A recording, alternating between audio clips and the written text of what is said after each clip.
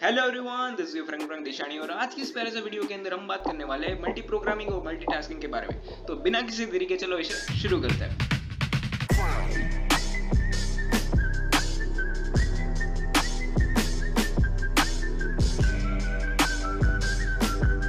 तो हमने इसके प्रीवियस लेक्चर के अंदर बैच ऑपरेटिंग सिस्टम के बारे में देखा था। वहां पे हमने क्या देखा था कि बैच ऑपरेटिंग सिस्टम एक डिसएडवांटेज हमें दे रहा है। क्या था वो डिसएडवांटेज? कि अगर कोई भी प्रोसेस आ रही है तो वो पूरा पूरा अपना एग्जीक्यूशन का काम करेगी। अब पूरा का पूरा एग्जीक्यूशन का काम मतलब क्या? कि कोई भी प्रोसेस आ रही है वो दो काम करती है। कौन से दो काम? सीपीयू का काम प्लस आईओ का काम। अब सीपीयू का काम मतलब क्या? कि वहां पे हमें सीपीयू की आवश्यकता हो रही है। ठीक है, उस काम को करने के लिए हमें सीपीयू की आवश्यकता हो रही है। लेकिन आईओ का काम मतलब क्या? कि वहां पे हमें सीपीयू की आवश्यकता नहीं है। फॉर एग्जांपल, अगर कीबोर्ड में से कुछ इनपुट लेना हो गया तो वहां पे कोई सीपीयू की आवश्यकता नहीं है। तो ये हो गया हमारा इनपुट ऑपरेशन का काम, इनपुट का काम। ठीक है, फॉर एग्जांपल हमें मॉनिटर के अंदर कुछ आउटपुट देना है, तो ये जो आउटपुट देने का जो काम है ये क्या हो गया? आउटपुट का काम। ठीक है, तो यहाँ पे सीपीयू की आवश्यकता नहीं है। तो ये देखो, जब इनपुट आउटपुट काम कर रहे हैं तब सीपीयू की आवश्यकता नहीं है। तो अगर कोई भी प्रोसेस आ रही है, बैच ऑपरेटिंग सिस्टम क्या करता है कि कोई भी प्रोसेस आ रही है तो अपना पूरा का पूरा एग्जीक्यूट करेगी। अब पूरा का पूरा एग्जीक्यूट मतलब क्या? अपना सीपीयू काम भी करेगी और आईओ का काम करेगी और फिर बाहर निकल जाएगी और फिर दूसरी प्रोसेस को हम एग्जीक्यूट कराएंगे। ठीक है, ठीक है।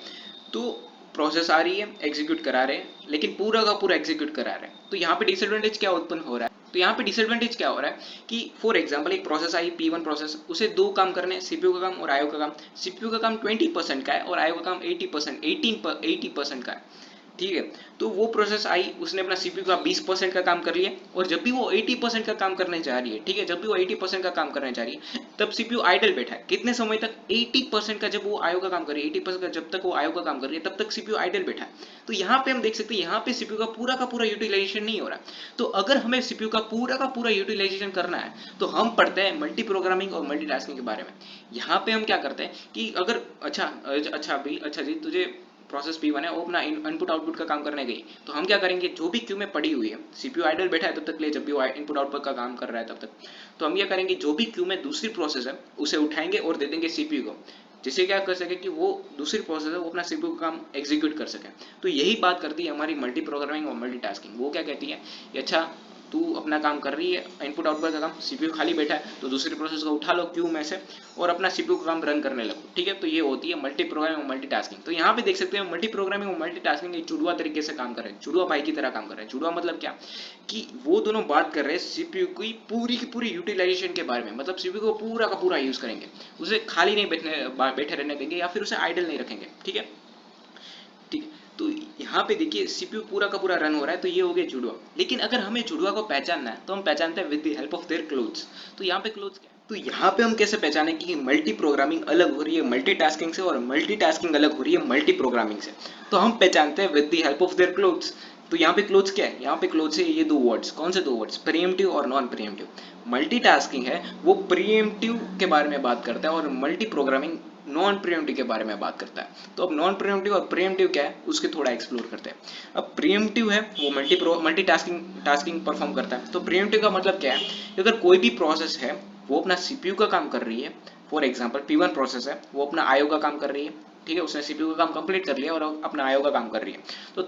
तो P1 प्रोसेस अभी आइडल है। तो प्रीएम्प्टिव क्या कहता है, मल्टीटास्किंग क्या कहती है, प्रीएम्प्टिव प्रोसेस क्या कहती है कि जो भी प्रोसेस हमारी क्यू के अंदर पड़ी हुई है उसे उठा ले और थोड़े ड्यूरेशन तक रन कर, सीपीयू को बोलती है प्रीएम्प्टिव मतलब क्या होता है कि सीपीयू को बोलना होता है कि भाई तू P2 P3 और P4 प्रोसेस हमारे क्यू के अंदर है, उसमें से पहले P2 आया तो P2 को उठा और थोड़े ड्यूरेशन तक रन कर। फॉर एग्जाम्पल उसे 2 मिनट तक रन कर, 2 मिनट P2 प्रोसेस को रन कर, अपने सीपीयू का जो भी काम है P2 प्रोसेस का उसे रन कर और फिर उसे वापस भेज दे क्यू के अंदर। फिर जो नेक्स्ट प्रोसेस है उसके P3 प्रोसेस है उसे उठा, उसे 2 मिनट तक रन कर, वापस भेज दे क्यू के अंदर।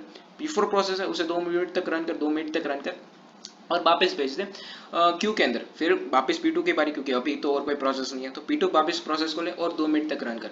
तो यहाँ पे क्या कर रहे हैं हम, थोड़े थोड़े ड्यूरेशन तक रन कर रहे हैं, मतलब एक फिक्स ड्यूरेशन दे रहे हैं सीपीयू को कि सारी प्रोसेसेस को तो थोड़े थोड़े समय तक रन करेगा।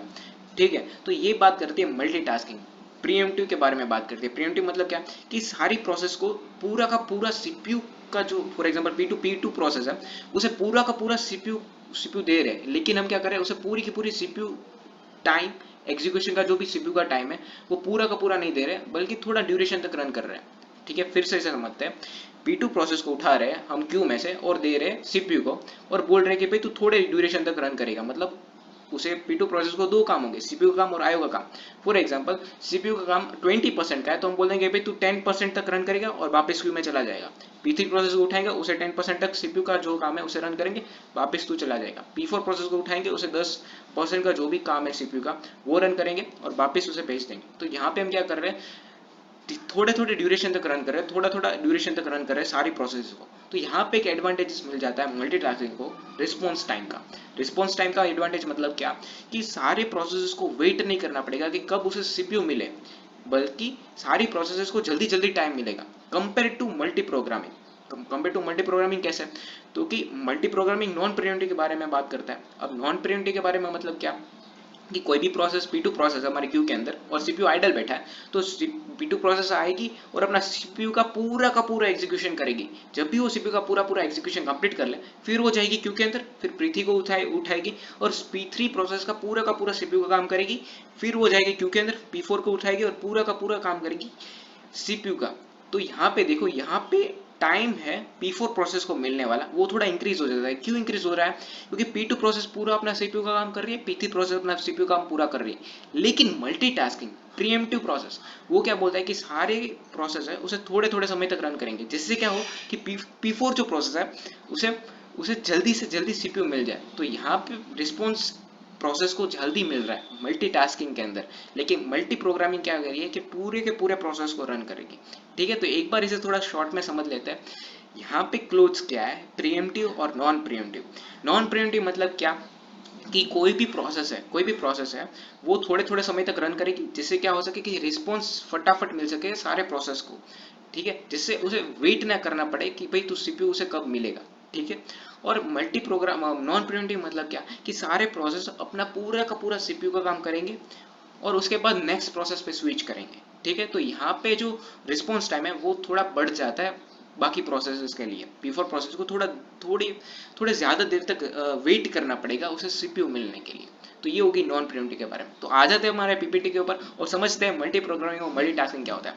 तो हमने समझ लिया मल्टी प्रोग्रामिंग और मल्टीटास्किंग एक जुड़ा भाई जैसे है, लेकिन अगर हमें उसे डिफर करना है तो डिफर करता है with the help of their close. तो यहाँ पे क्लोज क्या है, नॉन प्रीएम्प्टिव और प्रीएम्प्टिव। अब प्रीएम्प्टिव मतलब क्या, कि हमारे पास P2 P3 P4 प्रोसेस है। अब यहाँ पे कोई भी प्रोसेस है P4 प्रोसेस, वो अपना आईओ का काम कंप्लीट कर रही है, तो हम P2 को उठाएंगे और दो यूनिट सबको दे देंगे। मतलब P2 प्रोसेस को उठाएंगे और उसका जो भी सीपीयू काम है वो 2 यूनिट तक रन करेंगे, फिर वापस भेज देंगे क्यू के अंदर। P1 को उठाएंगे, 2 यूनिट तक रन करेंगे, वापस भेज देंगे क्यू के अंदर।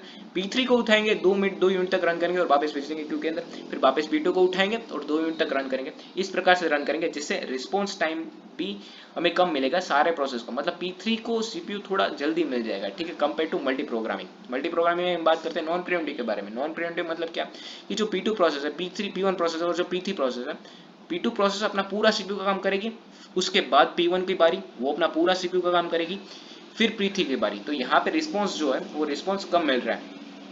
रिस्पॉन्स जो है P3 प्रोसेस है उसे रिस्पॉन्स ज्यादा मिल रहा है। मतलब क्या, कि उसे ज्यादा देर तक वेट करना पड़ रहा है सीपीयू मिलने से। तो यहाँ पे हमारी मल्टीटास्किंग जीत जाती है। ठीक है, तो यहाँ पे हमारे जो लैपटॉप्स में हम यूज करते हैं वहाँ पे मल्टीटास्किंग ऑपरेटिंग सिस्टम यूज करते हैं। मल्टीटास्किंग ऑपरेटिंग सिस्टम मतलब क्या है, कि सारे प्रोसेस को थोड़े थोड़े समय तक रन करेंगे। ठीक है, तो ये हो गया हमारी मल्टीटास्किंग और मल्टी प्रोग्रामिंग के बारे में। तो इसी के साथ इस वीडियो को समाप्त करता है। मिलते हैं इसके नेक्स्ट वीडियो के अंदर, तब तक have a good day, Tata, वापस सी यू।